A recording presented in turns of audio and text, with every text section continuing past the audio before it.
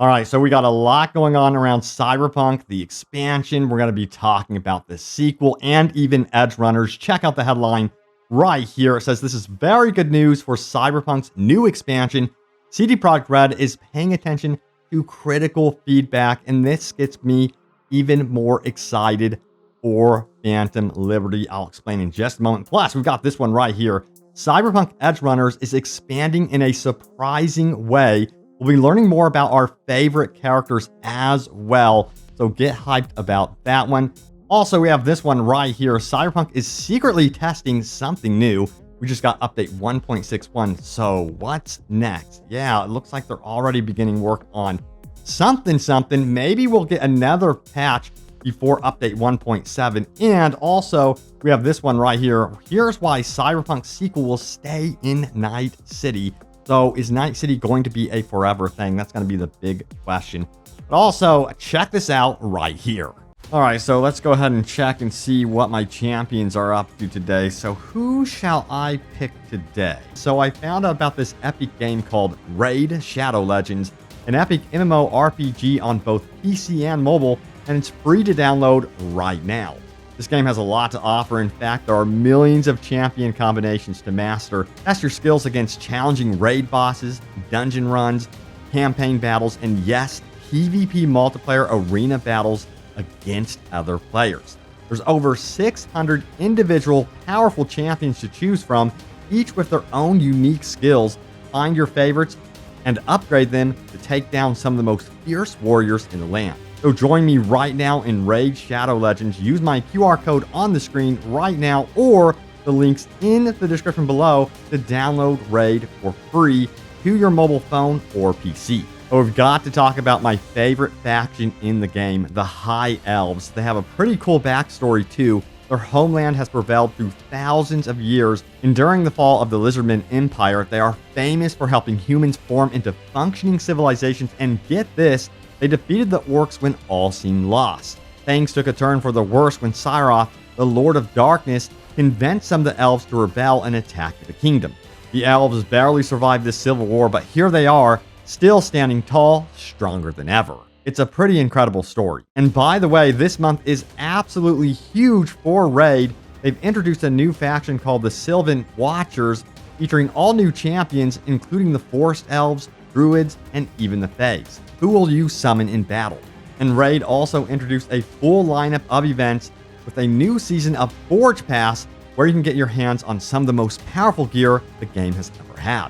Also, if you're an Amazon Prime member, you can get your exclusive rewards in Raid right now. And new players, listen up. Use my link or scan the QR code on the screen right now and get a free starter pack worth almost $30, a free champion Ana, and also this cool in-game loot. You'll find your rewards here in your inbox in the next 30 days only. And once you're in the game, you can find me under the name The Real OWG. And if you're fast, you can also join my clan. And it's that easy. You just click the link in the description and I'll see you in the game. All right, so back into the Cyberpunk news. You guys may remember about a month ago, I made this video right here about a new Seeker update. So it begins. So this actually panned out to be true. It ended up being, of course, update 1.61, which did add some cool features to Cyberpunk. But guess what? CD Projekt Red is up to it again. Check it out right here. They have updated the Dev Branch 5 13 hours ago, which means they are currently working on some sort of update or patch for Cyberpunk 2077. Now, they could be working on something to celebrate the anniversary of Cyberpunk 2077. Of course, that big date is coming up around December 10th. So maybe, just maybe, they'll release something to celebrate Christmas and the anniversary all at once. I'm really hoping that pans out to be true because I think we deserve it big time. You all deserve it. And yeah, that would be really, really cool. That's just me speculating, of course. Don't hold your breath, but we'll have to wait and see what happens with that one. But yeah, some really cool stuff going on for Cyberpunk. This is great news for its future. Check it out right here. PSN's most downloaded games for October revealed. Call of Duty, of course, takes first place. I'm actually enjoying that one. And then we have this one right here. Check it out. Check out the top 10 list. We have Call of Duty Modern Warfare 2 at the top here for the United States. And in the United States category, we have Cyberpunk sitting at number 9. Now, interesting for the EU, Cyberpunk is sitting clear up at number 5 for the top most downloaded games on PSN. So it shows right now, despite Edgerunners kind of dying off, I wouldn't say dying off, but Edgerunners' popularity kind of slowing down, I guess you would say, Cyberpunk is still going very, very strong. So that's really, really great news. Now, let's keep going, and we're going to talk about why Night City is going to essentially remain a part of Cyberpunk's DNA, most likely forever. Check out the headline right here. It says, why Cyberpunk sequel will likely stay in Night City. With a recent announcement with a full Cyberpunk sequel is on the way, it seems clear that the next game will keep its Night City setting, which is definitely an interesting theory. We've got to dive into the why behind this. So check it out. It says, not much is currently known about the as yet untitled Cyberpunk 2077 sequel, which has been codenamed Orion, so gamers have been left to fill in the blanks for the time being. However, the developer has said that most of its upcoming games will feature multiplayer, which could be an exciting addition to Cyberpunk. Players also know that CD Projekt Red is starting a brand new saga in the popular Witcher franchise, as well as remaking the original, so it could be a while before they have any more news on Cyberpunk's sequel. While updates may be slim, fans are sure they'll be able to explore Night City once more in the next title. But why is that? Check it out right here. This is a great explanation. It says, CD Projekt Red's Cyberpunk may be a new story featuring, for the most part, original characters, but Night City is the core element that keeps it tied to the beloved turntable RPG that it's based on. It's what the stories in the series continue to revolve around, and many think it's what the sequel should focus on as well. It could follow in the footsteps of many game series that continue to explore new depths, the familiar locations with each iteration, like Pandora in the Borderlands franchise. To me, this makes a lot of sense. Right now, I think even in the eyes of fans and developers, Night City is underdeveloped. From the bottom to the top, the city is so vertical. They could do so many new things with Night City by keeping it, just exploring it vertically, of course. Now, interestingly, what they could do with Night City in Orion is have basically a different time period. So it doesn't necessarily have to be, of course, in 2077. They can advance the time 100 years, whatever they want to do, really. So it would be really cool to see Night City evolved or something like that. So it could feel completely different. They could potentially use the base of the city and essentially build upon it. So it's going to be interesting if they take that approach for sure. Now, we got to talk about what CD Projekt Red recently said in a live stream. More specifically, the Quest director, Paulo Sasco himself. Now, this alludes to their thinking and what they're going to be doing for the future of both Orion and Phantom Liberty.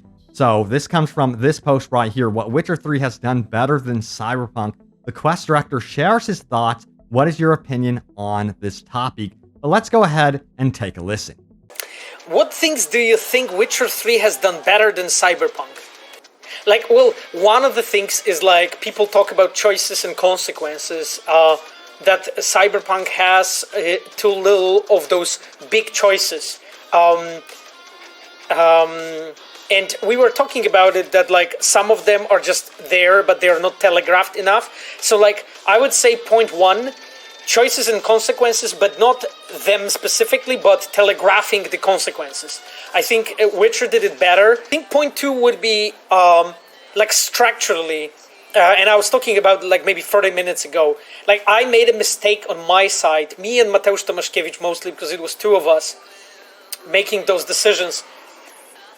I think that we should have made it in a way that you as a player, you need to play the key most important side content to progress the main story.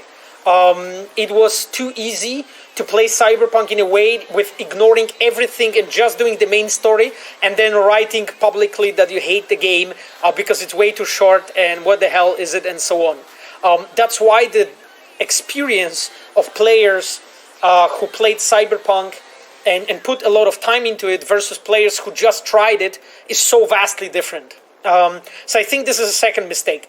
Cyberpunk and Witcher didn't make that mistake. Witcher forced you to do certain things. That's why its main story is much longer, because like it forced you to actually do those things for sure. So wow, this is a huge indicator of what we can expect from the future from Cyberpunk, Orion, and of course, Phantom Liberty. So I was not expecting Palasasco to make those comments about side quests versus, of course, the main story arc. And I found this very interesting because in a recent video, we actually discussed this as a community about having to like go through side missions, and then that would of course be required to do a couple of those to unlock, main missions and stuff like that. And a lot of you guys were like, whoa, we don't want this ending up being like an Assassin's Creed Valhalla situation or something like that. And honestly, from what Palasasco was saying here, I think that he gets that. He was speaking primarily of like main beefy side quest missions, which would in part be considered like main missions and so critical to the backstory of characters. And he felt like, it seemed like to me,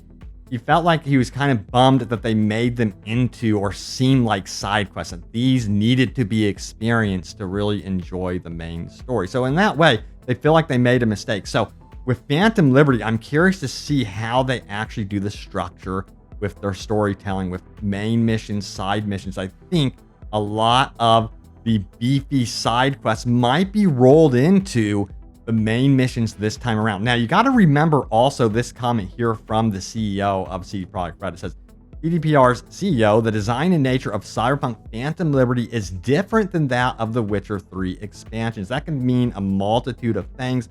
Of course, to me, primarily that means that Phantom Liberty is going to be melded right into, of course, Night City. It's not going to be a whole new, entirely new map that you will be exploring like we got with a lot of the DLCs for The Witcher 3.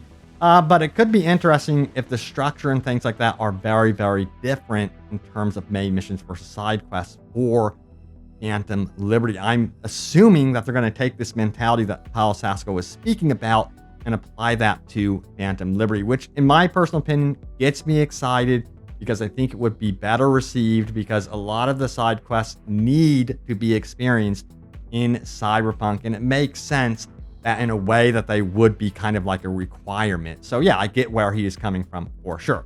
All right, so let's keep going and talk more about Edgerunners. Yes, check this out right here. This was an announcement. It says, announcing the Cyberpunk Edgerunners mission kit. So this is very, very cool. Here's the announcement from Orion Games. It goes on to say this right here. They're thrilled to announce the Cyberpunk Edgerunners mission kit, a tabletop role-playing game starter box set in Night City as shown in the hit series Cyberpunk Edgerunners. But there's more to this. Hear me out. Goes on to say this right here. Made in conjunction with CD Projekt Red using Cyberpunk Red's tabletop role-playing game engine, the Cyberpunk Edgerunners mission kit will come with everything players need to adventure in Night City setting of the hit Netflix series Cyberpunk Edgerunners.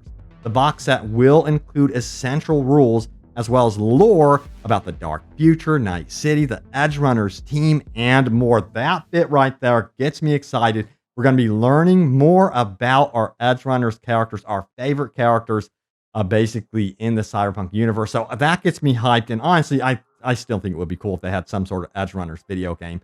But it finally goes on to say this. The Cyberpunk Edgerunners mission kit will guide fans of the series new to tabletop role-playing games through the process of telling their own stories in Night City.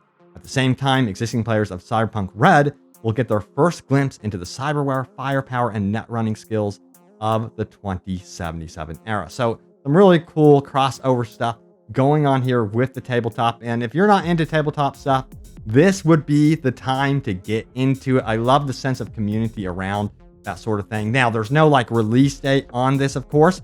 It is very much in development, but I'll keep you guys in the know about a release date for the tabletop game, of course. Now, I wanted to talk a little bit more about highly requested features from you all, the community. Check this out right here. It says YV Sandy does not appear in his or her back like this. It's so dope. And as you can see right here, this is a mod, and a lot of players want this on, of course, consoles without modding. I think it should be an option to toggle it on and off, of course, So I think that's the way CD Projekt Red should approach something like this, or just add it into the game because it makes sense anyway.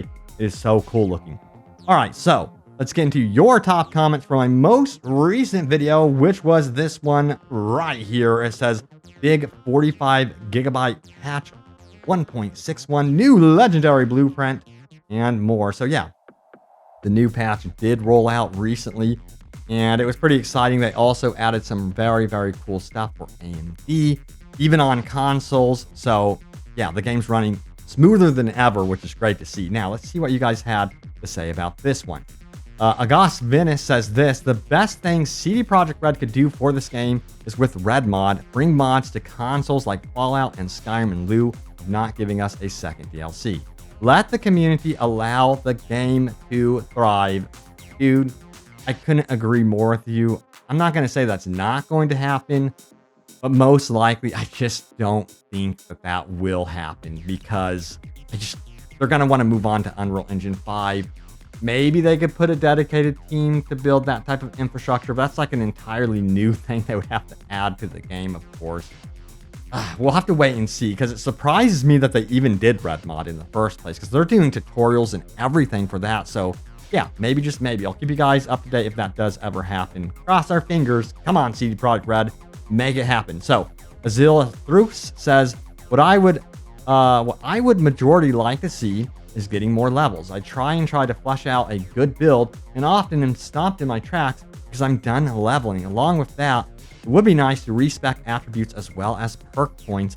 I also wish that Cyberdecks had more depth and further daemons for them, as well as better utilization of them for plot points. I also despise how when I became an epic net runner, nobody expresses much care for it and put me down as not the best. Yeah, I hear you. And you mentioned like having plot points and, story elements tied into cyberware and things like that. I felt like that was lacking. It would have been so cool if they embraced that a little bit more and unveiled stuff in more of an epic fashion, in my opinion, with your abilities. So I think they really do need to tap into that when it comes to Phantom Liberty and, of course, the Cyberpunk sequel. Now, Gage M says this: Amnesty, the revolver, is acquired from one of the endings in the game. You have to approach one of the characters for shooting contests, and that's the only way to get the weapon. It's in the Nomad group ending. So the more you know. And now we can, of course, upgrade it to Legendary. Now, Studio Plush says this is a great quality of life patch from CD Projekt Red, but I think we are all waiting for patch 1.7 to be the cherry on the top right before Phantom Liberty comes out. Hell yes. I mean, they nailed that down. I really hope that they get that down. But I'm just looking forward, of course, to whatever this new cyberware is going to be, this melee update. It sounds like it's a significant update. You have to remember the police, they're going to be overhauled. Some really cool stuff happening, and it's going to be a great base to greatly, in my opinion, improve the feeling of Night City and this game going forward. And yeah, it's going to be a great base for Phantom Liberty. I think it's going to be like a requirement for Phantom Liberty, of course, because I don't think they want to release an entire expansion without the police system working. That would really, really suck. And I'm curious to see that, yes, they're going to be laying this foundation out for update 1.7. What does that mean for Phantom Liberty? Are they really going to go all in on like melee builds when it comes to Phantom Liberty? That's the type of questions I'm curious about. We'll have to wait and see. But thank you all so much for watching. Thank you so much for all the comments. Love reading all of them. Stay tuned for more updates about Cyberpunk, Phantom Liberty, Orion. I'll keep you guys in the know, of course, about The Witcher, anything going on with that. Thanks for watching, and I will see you all next time. Take care.